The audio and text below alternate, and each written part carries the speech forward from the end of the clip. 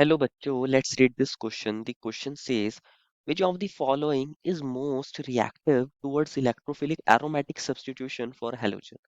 बच्चों बेसिकली यहाँ हमें 4 कंपाउंड्स दिए गए हैं, first second third and fourth, और हमें बताना है इन चारों कंपाउंड में से सबसे ज्यादा रिएक्टिव कौन सा कंपाउंड होगा अगर हम इन चारों कंपाउंड्स के रिएक्शन कौन सी कराना चाहें, इलेक्ट्रोफिलिक एरोमेटिक सब्स्टिट्यूशन कराना चाहें विद हेलोजन, हेलोजन के साथ इनकी इलेक्ट्रोफिलिक सब्स्टिट्यूशन रिएक्शन कराना चाहें। तो फर्स्ट ऑफ ऑल बात करते हैं इस क्वेश्चन के की कॉन्सेप्ट के बारे में। और की कॉन्सेप्ट क्या होगा बच्चों? Electrophilic substitution reaction. What is the key concept? Electrophilic substitution reaction. Electrophilic substitution reaction समझते हैं बच्चों। इलेक्ट्रोफिलिक सब्स्टिट्यूशन रिएक्शन होती क्या है? और हम यहाँ पर्टिकुलरली बात कर रहे हैं बच्चों कि हम किसके साथ करा रहे हैं बच्चों, ये जो हमें कंपाउंड मिला है इनके इलेक्ट्रोफिलिक सब्स्टिट्यूशन रिएक्शन करा रहे हैं for halogen. For halogen, halogen के साथ कराएंगे इन कंपाउंड्स की रिएक्शन। तो होता क्या है बेसिकली, मान लीजिए हमारे पास कोई ये रिंग है, कोई ये रिंग है बेंजीन रिंग, और ये बेंजीन रिंग है बच्चों। तो क्या होगा, इसके अंदर यहाँ पाई बॉन्ड्स भी होंगे, इनको समझना है। बेसिकली होता क्या है इलेक्ट्रोफिलिक सब्स्टिट्यूशन रिएक्शन के अंदर, इसी को समझना है। ये बेंजीन रिंग है, जब हम इसको किसके साथ ट्रीट कराते हैं बच्चों, H2 के साथ ट्रीट कराते हैं, साथ में हम यहाँ क्या ले लेते हैं FeX3, जहाँ X कौन है, कोई हेलोजन है। एक्स क्या है, हेलोजन है, Cl2 हो सकता है, Br2 हो सकता है, ये हेलोजन्स है बच्चों। तो क्या देखने को मिलता है अगर हम इलेक्ट्रोफिलिक सब्स्टिट्यूशन रिएक्शन करा रहे हैं, यहाँ पर क्या होता है, यहाँ X positive as an electrophile generate होता है, और ये हाइड्रोजन को क्या कर देता है, सब्स्टिट्यूट कर देता है। यहाँ पर स्टार्टिंग में मान लीजिए हाइड्रोजन था, तो अब कौन आ गया है यहाँ पर, कोई हेलोजन आ गया है। इसी रिएक्शन को बोलते हैं इलेक्ट्रोफिलिक सब्स्टिट्यूशन रिएक्शन। और इलेक्ट्रोफिलिक इसलिए क्योंकि यहाँ इलेक्ट्रोफाइल जनरेट होता है, इलेक्ट्रोफाइल यहाँ जनरेट होता है। समझते हैं इसको कैसे हो रही है रिएक्शन, इसको समझना है। होता क्या है फर्स्ट ऑफ ऑल, अगर बात करें इसके अंदर, ये जो H2Fe3 होता है बच्चों, अगर हम H2 की बात करें, हेलोजन से बेसिकली इसकी रिएक्शन जब हम FeX3 के साथ कराते हैं, तो क्या होता है, ये जो X होता है बच्चों, ये दोनों इलेक्ट्रॉन्स अपने किसके साथ कोऑर्डिनेट करता है, Fe के साथ। तो जब ये इलेक्ट्रॉन्स कोऑर्डिनेट करता है, इसके ऊपर आ जाता है पॉजिटिव चार्ज, और ये FeX3, और यहाँ X के ऊपर, Fe के ऊपर कौन सा चार्ज आता है, नेगेटिव चार्ज।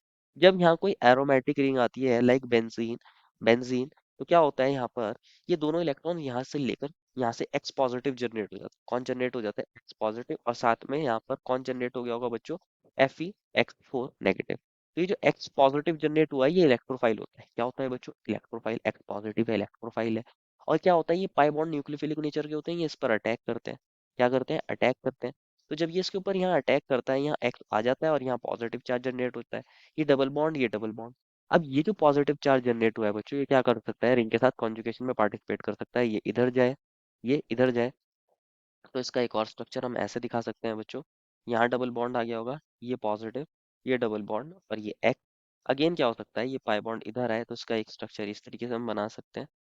यहाँ पर डबल बॉन्ड, ये डबल बॉन्ड, और ये एक्स्ट्रा एज, यहाँ पॉजिटिव चार्ज। अब लास्टली क्या होता है, ये जो FeX4 होता है बच्चों, FeX4, यहाँ पर क्या था, ये H हाइड्रोजन भी था। FeX4 नेगेटिव आता है, एज अ बेस अटैक करता है, हाइड्रोजन पर अटैक करता है। हाइड्रोजन को ये एब्स्ट्रैक्ट कर लेता है, और जब ये हाइड्रोजन को बच्चों एब्स्ट्रैक्ट करता है, तो हाइड्रोजन अपने दोनों इलेक्ट्रॉन यहाँ देकर चला जाता है, और रिंग हमारी अगेन क्या बन जाती है, एरोमेटिक। और यहाँ पर कौन आ जाता है, एक हेलोजन आ जाता है। इसलिए इसको बोलते हैं हेलोजिनेशन, या फिर बोलते हैं electrophilic substitution reaction of benzene और बेंजीन कंपाउंड्स विद हेलोजन। तो इस तरीके से ये रिएक्शन होती है, ये पाई बॉन्ड, ये पाई बॉन्ड, ये पाई बॉन्ड। तो मेन चीज क्या है बच्चों, यहाँ पर एक इलेक्ट्रोफाइल आ रहा है। कौन आ रहा है, इलेक्ट्रोफाइल आ रहा है। और जितनी ज्यादा ये रिंग क्या होगी, इलेक्ट्रॉन रिच, उतनी फास्टली ये रिएक्ट हो जाएगा। तो हम ऐसा बोल सकते हैं, electron, electron rich, electron rich ring, electron rich ring जो होगी वो रेडिली रिएक्ट करेगी, फास्टली रिएक्ट करेगी। जो इलेक्ट्रॉन रिच रिंग होगी उसकी रिएक्टिविटी कैसी होगी, रिएक्टिविटी हाई। अगर इलेक्ट्रॉन रिच रिंग होगी तो रिएक्टिविटी हाई होगी, ऐसा हम बोल सकते हैं। बस हमने इतना समझ लिया कि उसकी रिएक्टिविटी कैसी होगी, हाई होगी। रिएक्टिविटी हाई होगी फॉर इलेक्ट्रोफिलिक सब्स्टिट्यूशन रिएक्शन। तो चेक कर लेते हैं कौन सी रिंग की सबसे ज्यादा इलेक्ट्रॉन डेंसिटी कौन सी रिंग में हाई है, कौन सी रिंग में इलेक्ट्रॉन डेंसिटी हाई है। बस हमें इलेक्ट्रॉन डेंसिटी चेक करनी है। इलेक्ट्रॉन रिच रिंग देखनी है या इलेक्ट्रॉन डेंस रिंग देखनी है, क्या देखनी है, इलेक्ट्रॉन डेंस रिंग देखनी है। सबसे ज्यादा इलेक्ट्रॉन डेंस रिंग कौन सी है, जो भी इलेक्ट्रॉन डेंस रिंग होगी सबसे ज्यादा, उसकी रिएक्टिविटी हाई होगी for electrophilic substitution reaction, for electrophilic substitution reaction. अगर हम किसी रिंग का किसी कंपाउंड का इलेक्ट्रोफिलिक सब्स्टिट्यूशन रिएक्शन करा रहे हैं तो जितनी ज्यादा वो इलेक्ट्रॉन रिच होगी उतना फास्टली वो रिएक्शन दे देगी। तो फर्स्ट ऑप्शन में मिला है बच्चों में टॉलवीन। कौन मिला है बच्चों? टॉलवीन। दैट इज ये बेंजीन रिंग है बच्चों और इससे एक CH3 अटैच है। इससे कौन अटैच है? CH3। तो हम इस CH3 को यहाँ लिख दें, ये CH3 है। और ये बेंजीन रिंग है, ये डबल बॉन्ड है, ये डबल बॉन्ड है, एक डबल बॉन्ड ये है। तो इसके अंदर क्या होता है बच्चों? इसके अंदर ये जो रिंग होती है बहुत ज्यादा इलेक्ट्रॉन रिच होती है। यहाँ पर ये CH3 है बच्चों, क्या हम इसको ऐसे नहीं लिख सकते? एक हाइड्रोजन ये है, एक हाइड्रोजन ये है और एक हाइड्रोजन ये है। होता क्या है बच्चों? जब भी sp2 हाइब्रिडाइज कार्बन से, क्योंकि ये डबल बॉन्डेड कार्बन है, ये कार्बन कैसा होता है? sp2 hybridise. जब भी sp2 हाइब्रिडाइज कार्बन से नेक्स्ट कार्बन कैसा हो बच्चों? sp3 hybridise. ये कार्बन कैसा है? sp3 hybridise. और इसके पास कम से कम एक हाइड्रोजन होना चाहिए, उसको अल्फा हाइड्रोजन बोलते हैं। इनफैक्ट यहाँ तो CH3 है बच्चों पूरा ग्रुप, इसके पास 3 अल्फा हाइड्रोजन है। कितने अल्फा हाइड्रोजन है? 3 अल्फा हाइड्रोजन है। जितने ज्यादा अल्फा हाइड्रोजन होते हैं तो यहाँ पर एक फिनोमिना देखने को मिलता है जिसको बोलते हैं हाइपर कॉन्जुगेशन। क्या देखने को मिलता है? Phenomena hyperconjugation. अगर sp2 हाइब्रिडाइज कार्बन से next carbon sp3 hybridise carbon है और उसके पास कम से कम एक अल्फा हाइड्रोजन होना चाहिए तो हाइपर कॉन्जुगेशन देखने को मिलता है। और जितने ज्यादा अल्फा है जितना ज्यादा हाइपर कॉन्जुगेशन। तो यहाँ तीन तीन अल्फा आए थे तो तीन तीन जगह हमें हाइपर कॉन्जुगेशन देखने को मिलेगा, तीन तीन बार। तो होगा क्या? हाइपर कॉन्जुगेशन के अंदर किसी एक से समझ लेते हैं, किसी एक हाइड्रोजन से। मान लीजिए हम इस हाइड्रोजन की बात कर रहे हैं जिसको हमने ग्रीन से सर्कल कर दिया है। होगा क्या बच्चों? बेसिकली हाइपर कॉन्जुगेशन के अंदर ये हाइड्रोजन और कार्बन का बीच का बॉन्ड कुछ इस तरीके से यहाँ शिफ्ट होता है और ये पाई बॉन्ड इधर शिफ्ट हो सकता है। तो इसका एक स्ट्रक्चर इस तरीके से बन सकता है, हम इसको ऐसे दिखा सकते हैं। यहाँ पर क्या आ गया होगा बच्चों? नेगेटिव चार्ज आ गया होगा, ये pi bond as it is, ये पाई बॉन्ड एज इट्स, और यहाँ बन गया होगा डबल बॉन्ड CH2 और एक H+ यहाँ जनरेट हो गया होगा। ऐसे ही तो हुआ होगा। फिर ये नेगेटिव चार्ज क्या कर सकता है? ये इधर जाए और ये इधर मूव हो जाए। तो होगा क्या? एक और स्ट्रक्चर इसका बन सकता है, हम इसको एज इट इज लिखें। और ये डबल बॉन्ड यहाँ पर, इस बार यहाँ पर क्या आ गया है? यहाँ पर नेगेटिव चार्ज आ गया है और ये double bond as it is.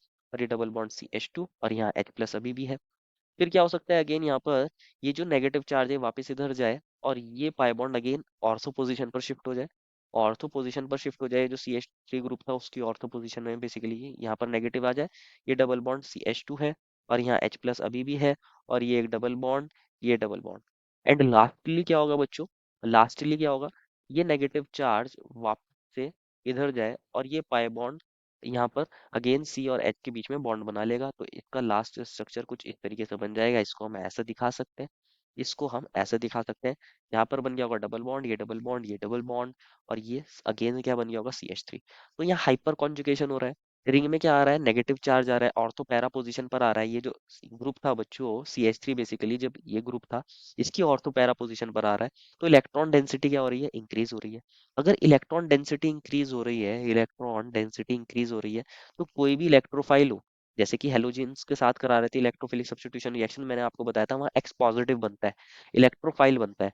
X positive जो है बेसिकली इलेक्ट्रोफाइल, इलेक्ट्रोफाइल वो तो कैसा होता है? इलेक्ट्रॉन डेफिशिएंट होता है। वो तो इनके पास आना पसंद करेगा। नेगेटिव चार्ज आ रहा है तो क्या वो यहाँ पर अटैक करना पसंद नहीं करेगा? बिल्कुल करेगा।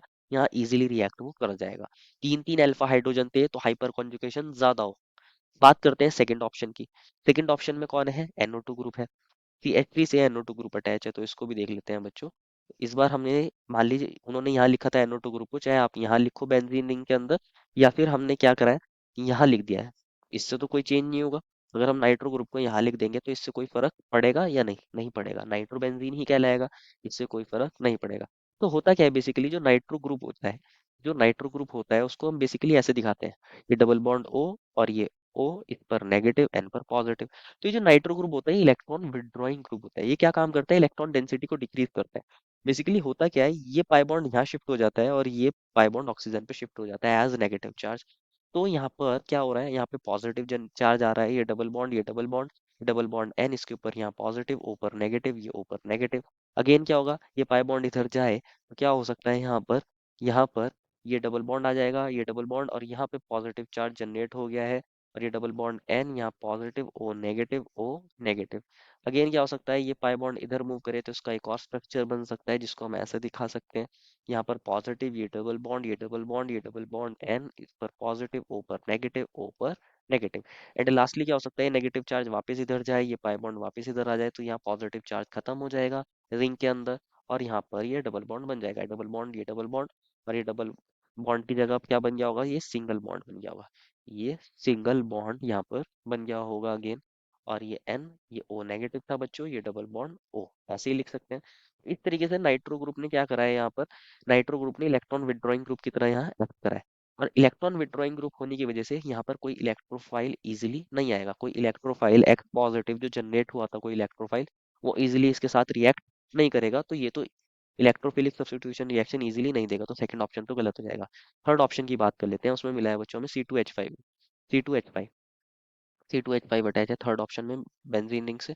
तो इसको भी देखते हैं बच्चों। ये CH2 को हम ऐसे लिख सकते हैं, एक हाइड्रोजन ये वाला, एक हाइड्रोजन ये वाला, और ये CH3। तो बच्चों अगर आप यहाँ चेक करोगे तो हम यहाँ डायरेक्टली बता सकते हैं। यहाँ हमने डायरेक्टली बता सकते हैं, जैसे हमने टॉल्यूवीन में देखा था। ये जो कार्बन था डबल बॉन्डेड कार्बन, ये sp2 हाइब्रिडाइज कार्बन था। इससे ये नेक्स्ट कार्बन कैसा है बच्चों, sp3 हाइब्रिडाइज कार्बन है। sp3 हाइब्रिडाइज कार्बन है। और इसके पास एक हाइड्रोजन होना चाहिए था, लेकिन यहाँ कितने हाइड्रोजन है, 2 अल्फा। तो यहाँ पर भी क्या होगा, हाइपर कॉन्जुगेशन होगा। अगर यहाँ पर भी हाइपर कॉन्जुगेशन होगा तो यहाँ पर भी इलेक्ट्रॉन डेंसिटी क्या करेगी, इंक्रीज करेगी। इलेक्ट्रॉन डेंसिटी इंक्रीज होगी, यहाँ पर भी बेशक इंक्रीज होगी, इलेक्ट्रॉन डेंसिटी इंक्रीज होगी। लेकिन यहाँ हाइड्रोजन कितने हैं इसके पास, जो नेक्स्ट कार्बन है sp3 हाइब्रिडाइज, इसके पास सिर्फ 2 अल्फा हाइड्रोजन है। कितना alpha hydrogen, 2 alpha hydrogen. 2 alpha hydrogen, तो यहाँ हाइपर कॉन्जुगेशन थोड़ा सा कैसा होगा, कम होगा। टू यहाँ पर लेस होगा। जो फर्स्ट केस था जहाँ CH3 था, उसके पास 3 अल्फा हाइड्रोजन थे, 3 अल्फा हाइड्रोजन थे। तो यहाँ जो हाइपर कॉन्जुगेशन था वो कैसा था, मोर था। अगर हाइपर कॉन्जुगेशन मोर तो इलेक्ट्रॉन डेंसिटी वेरी हाई बोल सकते हैं, या बहुत ज्यादा इंक्रीज हो जाएगी। अगर इलेक्ट्रॉन डेंसिटी इंक्रीज कर गई तो रिएक्टिविटी इसकी हाई होगी। टॉल्यूवीन की रिएक्टिविटी इथाइल बेंजीन से ज्यादा होगी, क्योंकि टॉल्यूवीन में ज्यादा अल्फा हाइड्रोजन है और यहाँ पर कम अल्फा हाइड्रोजन है। तो इसकी रिएक्टिविटी फर्स्ट वाले से कम होगी। हम बोले अगर रिएक्टिविटी किसकी ज्यादा है, रिएक्टिविटी रिएक्टिविटी जो होती है बच्चों इसकी ज्यादा होती है। ये जो टॉल्यूवीन था, ये जो टॉल्यूवीन था इसकी रिएक्टिविटी ज्यादा थी इस इथाइल बेंजीन से, CH2 CH3 से, फॉर इलेक्ट्रोफिलिक सब्स्टिट्यूशन रिएक्शन, क्योंकि इसमें 3 अल्फा हाइड्रोजन, यहाँ 2 अल्फा हाइड्रोजन। तो हमने इनको तो कंपेयर कर लिया। अब फोर्थ ऑप्शन में चेक कर लेते हैं। फोर्थ ऑप्शन में क्लोरीन दिया है, फोर्थ ऑप्शन में क्लोरीन दिया है। ये बेंजीन रिंग है बच्चों, और यहाँ पर ये क्लोरीन एटम अटैच है, ये double bond double bond double bond. तो होता क्या है बेसिकली, जो क्लोरीन होता है ये एक हैलोजन है। कौन है बच्चों, ये एक हैलोजन है। और ये जो होता है इसके पास लोन पेयर भी होते हैं, बेसिकली लोन पेयर भी होते हैं, लोन पेयर भी होते हैं। ये क्या काम कर सकता है, ये अपने इलेक्ट्रॉन्स को डोनेट भी कर सकता है। तो यहाँ पर ये क्या काम कर सकता है, ये प्लस मेसोमेरिक इफेक्ट भी दिखा सकता है। ये डबल बॉन्ड Cl पॉजिटिव में कन्वर्ट हो जाए, ये नेगेटिव चार्ज, ये डबल बॉन्ड डबल बॉन्ड। फिर अगेन क्या हो सकता है, ये पाई बॉन्ड इधर मूव करे, ये पाई बॉन्ड इधर मूव करे, तो इसकी भी अगेन यहाँ पर क्या हो रहा होगा, यहाँ पर नेगेटिव आ जाए, ये double bond double bond double bond Cl positive. और क्या हो सकता है बच्चों, यहाँ पर अगेन ये नेगेटिव चार्ज वापस इधर जाए, ये ऑर्थो पोजीशन पर पाई बॉन्ड शिफ्ट हो जाए एज अ नेगेटिव चार्ज, ये डबल बॉन्ड, ये डबल बॉन्ड, ये डबल बॉन्ड Cl, ये पॉजिटिव। एंड लास्टली अगेन क्या बन सकता है, ये नेगेटिव चार्ज वापस इधर जाए और ये पाई बॉन्ड इधर मूव कर जाए। तो हो क्या रहा है, इस इफेक्ट को बोलते हैं प्लस मेसोमेरिक इफेक्ट। क्या बोलते हैं बच्चों इस इफेक्ट को, इस इफेक्ट को बोलते हैं plus mesomeric effect. Plus mesomeric effect, और प्लस मेसोमेरिक इफेक्ट की वजह से क्या हो रहा है, यहाँ पर ये इलेक्ट्रॉन डेंसिटी को इंक्रीज कर रहा है। लेकिन ये हेलोजन है, कौन है बच्चों, ये हेलोजन है। और आप जानते हो बच्चों ये हेलोजन है, कार्बन से ज्यादा इलेक्ट्रोनेगेटिव होता है। ये माइनस आई इफेक्ट भी लगाता है, ये माइनस आई इफेक्ट भी लगाता है, और plus M effect that is plus mesomeric effect भी लगाता है। और जो ये क्लोरीन है बच्चों, इसके केस में जो माइनस आई इफेक्ट लगता है वो डोमिनेट कर जाता है प्लस एम इफेक्ट को। माइनस आई इफेक्ट जो होता है वो डोमिनेट कर जाता है, डोमिनेट कर जाता है प्लस एम इफेक्ट को।